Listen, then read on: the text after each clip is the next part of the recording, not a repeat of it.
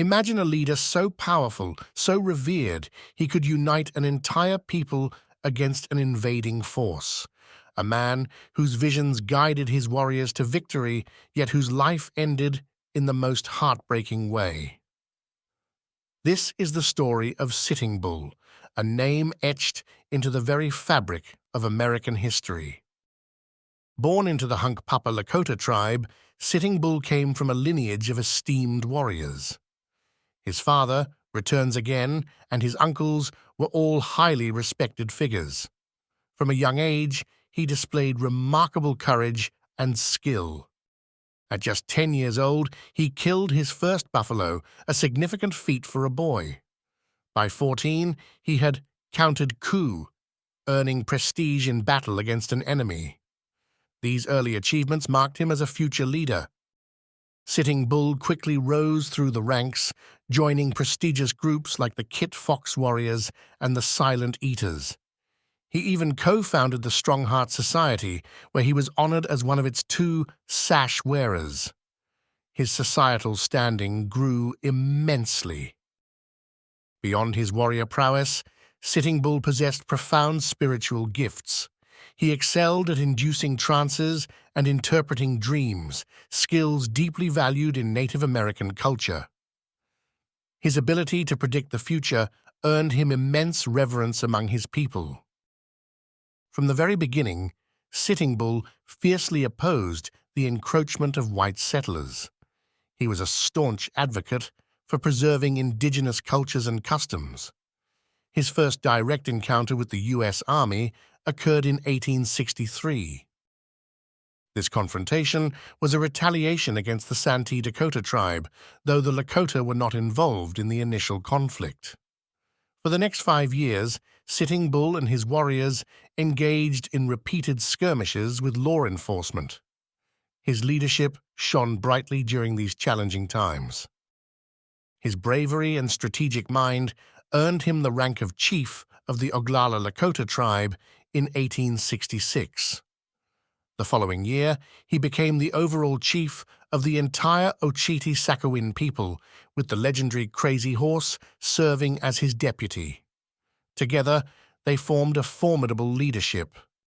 In 1868, an uneasy peace was established with the Treaty of Laramie.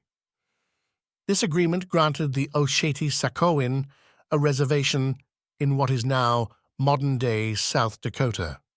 It was a fragile truce, however, destined to be broken. The fragile peace was shattered in the mid-1870s with the discovery of gold in the Black Hills. Despite the land legally belonging to Sitting Bull and his people, white prospectors swarmed the area. They relentlessly harassed the Native Americans and trespassed on their sacred lands. Tragically, the authorities sided with the gold rush settlers. They ordered the Oceti-Sakowin to vacate their ancestral lands by January 31, 1876. This was an impossible task, even if they had wished to comply. The stage was now set for an inevitable and devastating conflict. The betrayal of the treaty and the relentless pressure left Sitting Bull and his people with no choice but to fight for their survival. Their homeland, their way of life, was under direct threat. On June 17, 1876, General George Crook led his forces into battle against a united Native American army. Under Sitting Bull's leadership and Crazy Horse's command, Oceti-Sakowin, Cheyenne, and Arapaho warriors fought fiercely. The Battle of the Rosebud proved to be a relatively bloodless affair, with the U.S. Army retreating before significant losses. In the aftermath, Sitting Bull led his people in the sacred Sundance ritual. This involved fasting, offering prayers, and self-sacrifice, including slashing his arms, to the Great Spirit. During this profound ceremony, Sitting Bull experienced powerful visions. He saw U.S. soldiers falling into their camp like grasshoppers falling from the sky. Sitting Bull interpreted this as a clear omen of their impending success in battle. His vision filled his people with renewed hope and determination. Just 8 days later, on June 25th, one of history's most famous battles unfolded. the Battle of the Little Bighorn. General George Armstrong Custer attacked Sitting Bull's camp, leading some 200 men to their deaths. The Native American forces, vastly outnumbering Custer's troops, easily overwhelmed them. Despite their numerical superiority, the sheer scale of Custer's defeat shocked the U.S. government and the American public. A supposedly professional military unit had been utterly annihilated.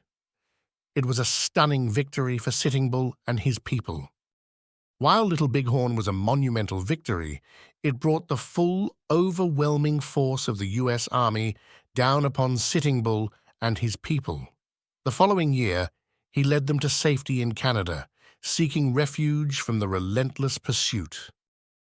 Life in Canada was harsh, marked by bitter cold winters, scarce buffalo, and dwindling numbers of followers. The struggle for survival was immense.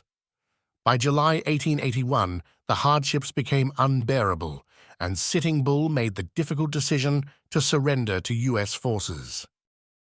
He spent several years as a prisoner of war at Fort Randall on the Missouri River.